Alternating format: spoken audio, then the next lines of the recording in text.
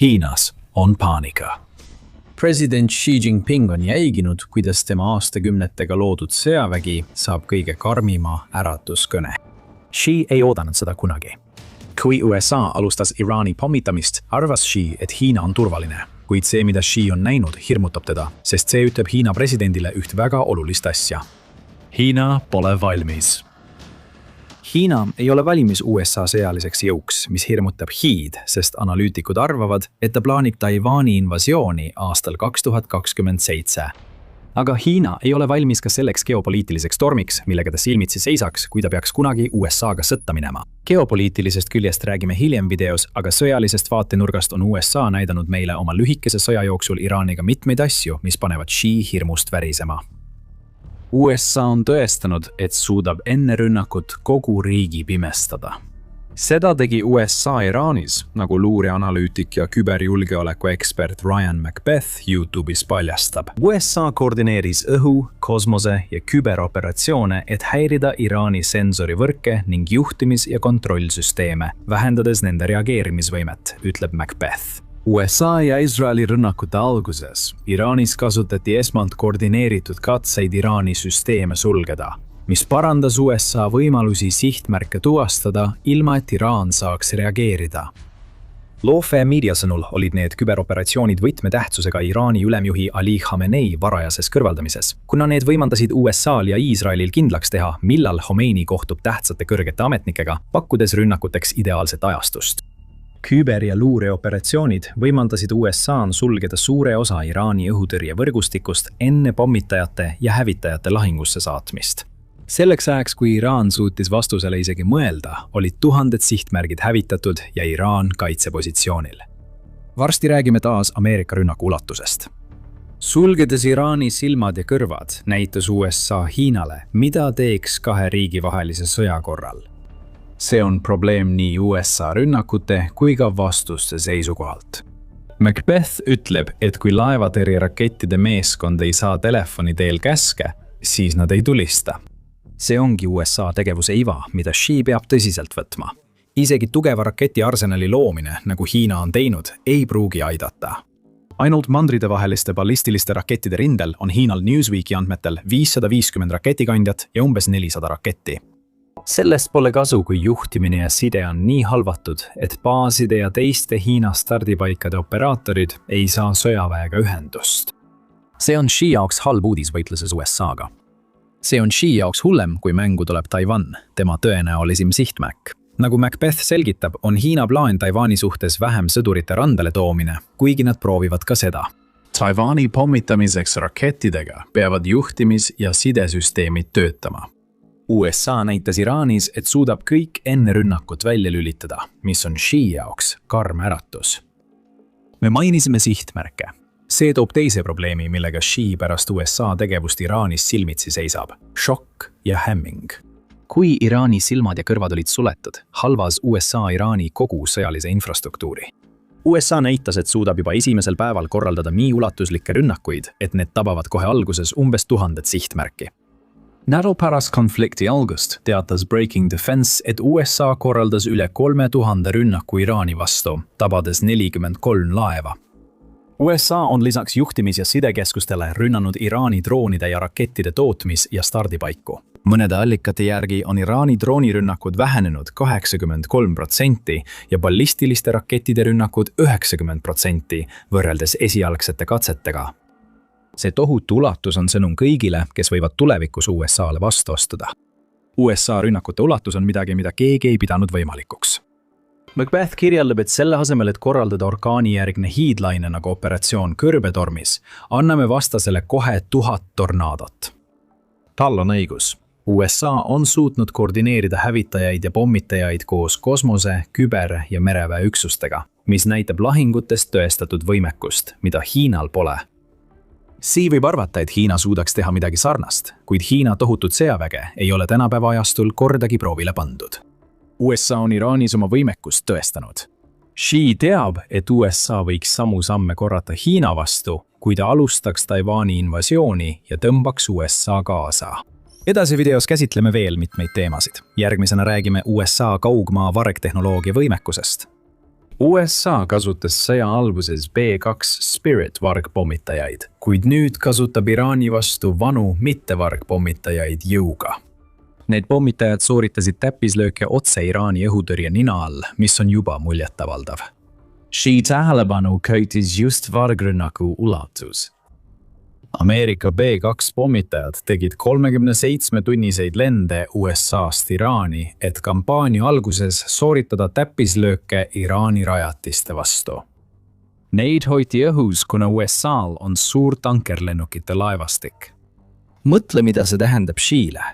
Ta teab nüüd, et USA piloodid suudavad lennata 1,5 päeva peatusteta, viia rünnakut täiuslikult läbi ja koju tagasi jõuda. Siin ei sobi väide, et Hiina on liiga kaugel.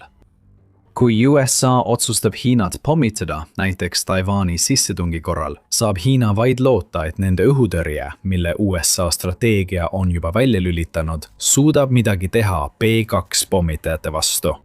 Kas Hiina suudab sama? Võib-olla on tal H-20. See vargpommitaja loodi USA parimate konkurendiks, kuid Aerospace Global News teatas, et see kadus pildilt aastal 2025 ja ohustab USA'd alles mõne aasta pärast. Isegi kui see täna olemas oleks, jõuame taas varem mainitud punktini. USA näitas, milleks nende vargpommitajad Iraanis võimelised on. Hiina võimekus on peamiselt teoreetiline, seega Xi teab USA kaugmaa vargtehnoloogiast, kuid ei saa kindel olla, et Hiina jõuab USA-le selles järele. Ja kuidagi läheb Xi jaoks asi veelgi hullemaks. Siiani oleme käsitlenud seda, kuidas USA on end korduvalt sõjaliselt tõestanud. See suudab tabada tuhandeid sihtmärke mõne päevaga, kasutada kaugmaa vargtehnoloogiat ning purustada vastase silmad ja kõrvad. Siiski on Xi jaoks palju eksistentsiaalsem oht selles, mida USA on Iraanis teinud, ja see on miski, mida me varem põgusalt mainisime. Ali Khamenei on surnud. See muudab täielikult, kuidas Xi peab lähenema sõjale, mis võib USA sekkumist põhjustada. Muide, seda on veel palju rohkem, nii et kui The Military Show pakub sulle väärtust The Military Show'st, siis kindlasti telli meie kanal. USA on Xile Iraani varal näidanud, et ründab riigi juhtkonda kohe konflikti puhkedes. Macbeth ütleb, esialgne laine sünkroniseeriti Iisraeli rünnakuga Iraani kõrgeima juhi vastu. USA luure otsustab ise, kas aidata liitlasel leida midagi, mis on äärmiselt hästi kaitstud. Mõnikord on see võimalik. See tekitab Xi jaoks huvitavaid küsimusi. Kas Hiina suudab oma juhtkonda kaitsta? Iraanil oli suur maa-aluste punkrite võrgustik, kuid see ei õnnestunud neil. Hiinal võib midagi sarnast olla, kuid nad teavad, et USA ja Iisrael tabavad neid ikkagi. Piisab, kui USA saab teada ühest kaitseta kohtumisest ja ongi kõik.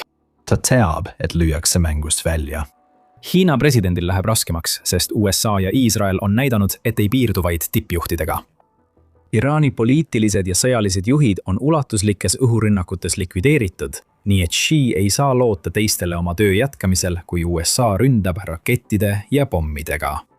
Sky Newsi andmetel väidab Iisrael, et esialgse USA-ga toimunud rünnakulaine käigus kõrvaldati umbes 40 Iraani kõrgeimat sõjaväejuhti. Iraan on juba valinud uue ülemjuhi. Pärast lühikest aega, mil ajutine 3-liikmeline nõukogu juhtis, nimetas ekspertide assamblee kiiresti ametisse Mujtaba Khamenei, hiljuti surnud ajatolla Ali Khamenei poja. See tähendab, et ekspertide assambleel on nüüd värv ja pintsel, et kellegi seljale märk maalida. Kui siis sarnaste rünnakutega kõrvaldataks, kas keegi Hiinas sooviks seda ametit, kui USA ründab? Xi näeb Iraanis koordineeritud tegevust režiimi pea kõrvaldamiseks, mis toimib. Xi jaoks on ajastus eriti halb, sest ta on juba Hiina sõjaväe juhtkonda kärpinud.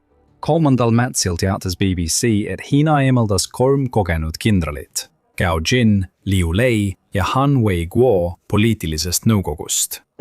Vaid 3 päeva enne seda, 27. veebruaril, teatas BBC samuti, et Hiina eemaldas 19 ametnikku, sealhulgas 9, kes teenisid rahvavabastusarmees, kuna Xi püüdis veelgi rohkem võimu koondada. Pärast Iraanis juhtunud võib Xi neid samme suurteks vigadeks pidada. Kogenud ametnikud on eemaldatud. Tõenäoliselt asendatakse nad pugejatega, kes teevad täpselt seda, mida Xi neilt nõuab. See sobib Xile seni, kuni ta elab ja on võimul. Aga mis saab, kui USA saadab pommi tema punkrisse ja teda enam pole? Hiina sõjaline ja poliitiline süsteem laguneb nagu Iraanis. Siiski on Hiinal üks eelis. Nagu Iraanil on ka Hiinal raketipõhine strateegia, mida ta saab kasutada USA tõrjumiseks. Pole kahtlust, et Hiina on Iraanist tugevam, sest tal on suured raketivarud nii Taiwani sissetungi ettevalmistamiseks kui ka enda kaitseks rünnakute eest. Varem mainisid Hiina ballistiliste rakettide varusid. Iraanil on suured varud ning mõned Iisraelis usuvad, et enne USA ja Iisraeli rünnakuid oli riigil plaanis aastaks 2027 koguda 8000 ballistilist raketti. Juhtimis- ja kontrollkeskuste hävitamine on Iraani raketivõimet oluliselt vähendanud, kuid mitte täielikult kõrvaldanud. Xi kasutab seda fakti oma raketibaaside strateegia toetuseks. Siiski peab Hiina samuti kaitsma oma stardipaiku, kuna USA on näidanud üles kalduvust rünnata Iraani stardipaiku. Xi ambitsioonile tungida Taiwani on see väga halb asi. Macbeth selgitab, et Hiina ballistiliste rakettide baasid vajavad õhutõrjet, mistõttu saab Taiwanile saata vähem üksusi invasiooni katteks. See tähendab ka seda, et need ballistiliste rakettide üksused on palju vähem mobiilsed. Hiina saab haiget, surutakse nurka, täpselt nagu Iraan õhutõrjerakettide rindel. See peab oma raketilaskeseadmeid pidevalt liigutama, sest iga raketirünnak annab välja tugeva signatuuri, mida saab kasutada laskeseadmete sihtimiseks kohe pärast rünnakut. Hiina probleem on, et nende laskeseadmed liiguvad rohkem kui tulistavad, mistõttu Xi raketivõimekus väheneb ka siis, kui USA ei pea laskma. Vastulöögi hirm sunnib Hiinat loobuma plaanist vaenlast massiliselt raketirünnakutega rünnata ning eelistama harvemaid lööke ja pidevat liikumist. Lisaks pakub Hiina USA-le palju sihtmärke. Lisaks 550 mandritevahelise ballistilise raketi stardiseadmele on Hiinal Pentagoni hinnangul ka 300 keskmaa ballistilise raketi stardiseadet, teatab Business Insider. Lisades 150 maismaa lastava tiibraketi stardiseadet, 250 lühimaa ja 300 pikema lennukaugusega keskmaa ballistilise raketi stardiseadet, saame kokku 1550 ballistilise raketi stardiseadet. See tähendab, et USA-l on väga palju sihtmärke, mida tabada. Hiina suudab tänu paljudele stardiseadmetele raketistrateegiat kauem kasutada kui Iraan.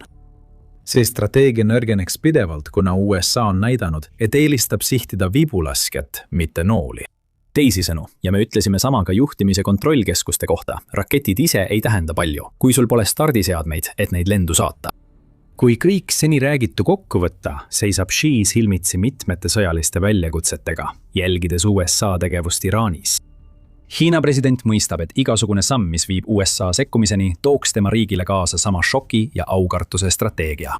Kuigi Hiina suudab strateegia raskusi paremini taluda kui Iraan, on veel üks tegur, mis Xi'd tõsiselt muretsema paneb. Iraan näitas Xile, et USA jõupõhine lähenemine geopoliitilise mõju saavutamiseks töötab. Iraan on vastuseks USA rünnakutele rünnanud USA baase ja sihtmärke Pärsia lahe piirkonnas. 8. märtsil teatas CNBC, et Bahreini, Kuveiti, Araabia Ühendemiraate ja teisi riike, mida Iraan peab USA liitlasteks, on rünnatud droonide ja rakettidega. Iraan eksib, püüdes riike hirmutada, samal ajal kui tema sõjaline infrastruktuur laguneb. Selline käitumine võib hoopis tugevdada USA liitlassuhteid Pärsia lahe piirkonnas. Iraan muudab end geopoliitiliseks märtriks, sest üritab USA-le haiget teha, rünnates teisi riike. Xi teab, et Hiina oleks USA-ga sõjas samas olukorras, nagu Macbeth selgitab. Konflikti esimeste päevade jooksul mõistab üha enam liitlasi, et Iraan on Lähis-Idale eksistentsiaalne oht, millele Hiina peaks tähelepanu pöörama, ütleb Macbeth. Ta märgib, et USA-l on sõjaväebaasid Lõuna-Koreas ja Jaapanis ning rotatsioonibaasid Austraalias ja Filipiinidel. Xi peaks neid baase ründama, et nõrgendada USA-d võimaliku sõja korral. See viib selleni, et need 4 riiki tõmmatakse konflikti ja Hiina saab veelgi suurema probleemi. Kujutage ette, et see kõik juhtub, kui Xi viib ellu oma plaani tungida Taiwani. Väikese saareriigi sissetungist saab olukord, kus Hiina peab sõdima Taiwani ja USA-ga.